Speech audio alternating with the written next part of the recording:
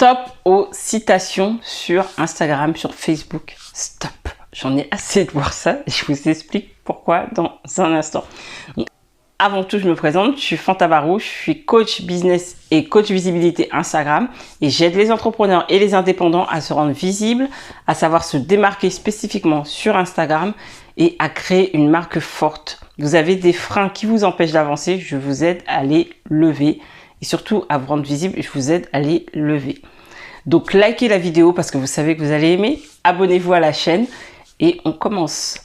Alors, qu'est-ce qui se passe? Pourquoi vous faites ce genre de citations? Pourquoi je pense qu'il faut arrêter les citations?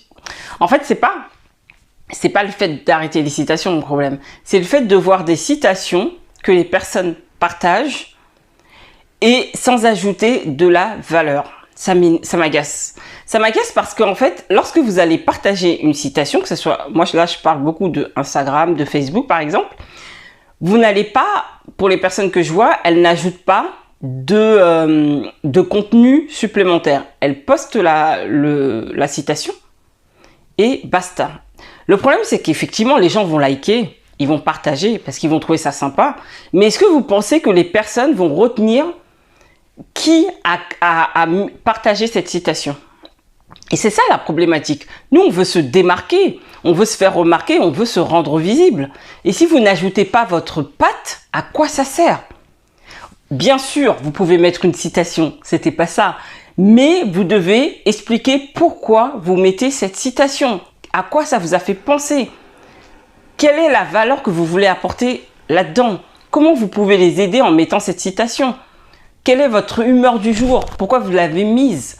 Ajoutez-y votre patte. Même dans une citation, on peut ajouter son personal branding, sa marque personnelle. Vraiment, on peut le faire.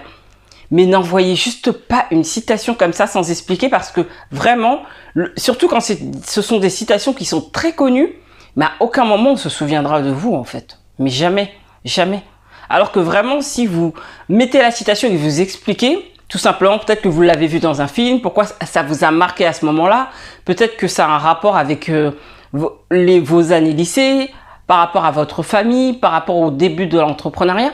Il y a plein d'histoires à raconter à ce niveau-là. Et là, c'est hyper intéressant. Là, on y met sa patte. Là, on rajoute quelque chose qui permet d'aider les personnes qui vont regarder cette citation.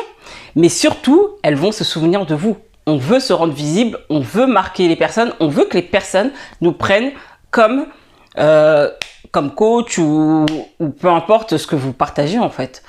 On veut que ces personnes-là soient nos futurs clients. D'accord? Donc pour ça, on se démarque même dans des citations. Je ne veux plus voir de citations où vous ne rajoutez pas votre patte personnelle. Croyez-moi, vous avez plein de choses à raconter. C'est simple, réfléchissez-y. Si vous partagez cette citation, c'est qu'elle vous parle énormément. Donc de quelle manière vous parle-t-elle? Je suis persuadée que vous allez vous dire finalement, Fanta, elle avait raison, c'est très simple en fait. Je sais pourquoi j'ai partagé cette citation et je vais juste le dire en fait. Et là, vous allez voir que ça va être beaucoup plus intéressant et on va se souvenir de vous et on vous remerciera et on saura en fait pourquoi on like et pourquoi on partage cette citation. Donc voilà, c'était le mot de la fin. Rajoutez votre patte à la citation. Donc likez la vidéo si vous avez aimé. Abonnez-vous à la chaîne pour les autres vidéos qui arrivent et partagez la vidéo à une personne qui n'arrête pas de faire des citations et qui n'a pas compris qu'il fallait qu'elle rajoute sa patte en fait. Et je vous dis à la prochaine. Allez, ciao!